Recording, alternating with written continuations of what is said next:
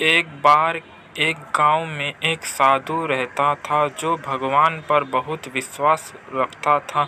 यह बार वह साधु पेड़ के नीचे बैठा था और भगवान को याद कर रहा था तो अचानक वहाँ बाढ़ आ गई। चारों तरफ पानी ही पानी।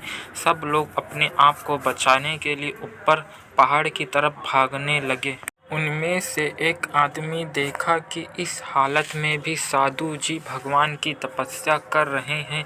वह सोचा कि ये अपने आप को बचाने के लिए कहीं जा क्यों नहीं रहे हैं, तो उसे साधु से बोला, अरे आप कहीं जा क्यों नहीं रहे हो? आप भी मेरे साथ ऊपर पहाड़ की तरफ चलो, नहीं डूब जाओगे। साधु बोले, अरे हमें क्या होगा, मैं भगवान की इतनी तपस्या करता हूँ, मुझे कुछ नहीं हो सकता, मुझे भगवान अपने आप बचाएगा। धीरे धीरे पानी साधु के कमर तक आ गया। अब लोग वहाँ से नाव लेकर निकलने लगे तो उनमें से एक ने साधु से कहा, अरे पानी आपके कमर तक आ गया है, आप हमारे साथ चलो। तो साधु ने कहा कि नहीं नहीं, भगवान मुझे अपने आप बचाएंगे। वहाँ नाव वाला भी वहाँ से निकल गया।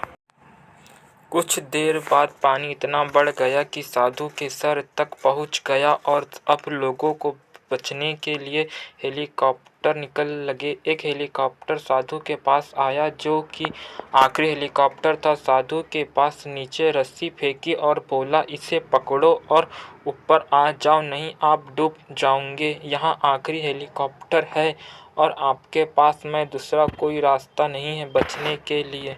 ने कहा, यह रस्सी वापस ऊपर खींच लो और आप चले जाओ। मुझे भगवान के ऊपर पूरा भरोसा है, वहाँ मुझे बचा लेंगे। पानी काफ़ी ऊपर आ गया, पेड़ डूब गया और साधु की भी डूबने से मौत हो गई।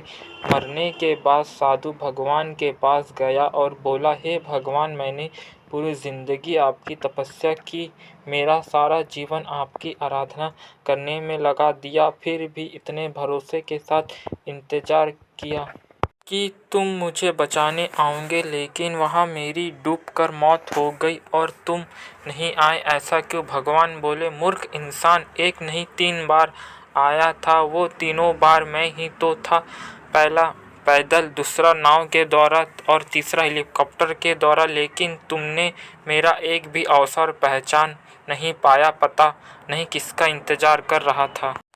इस तरह से ज़िंदगी में हमें ऊपर वाला बहुत से मौके देता रहता है, लेकिन हम सब उस मौके को ठुकरा कर पता नहीं किस चीज़ का इंतज़ार कर रहे होते हैं कि वो होगा तभी मैं करूँगा, और इस बात पर अड़े रहने से एक वक्त के बाद वो मौका हाथ से निकल जाता है और हम कुछ नहीं कर पाते हैं। सीख तो किसी भी अच्छे समय का इंतज़ार मत करो। जो भी करना है आज और अभी से ही शुरू कर दो। आपको कहानी अच्छी लगी हो तो please like, comment, subscribe, share.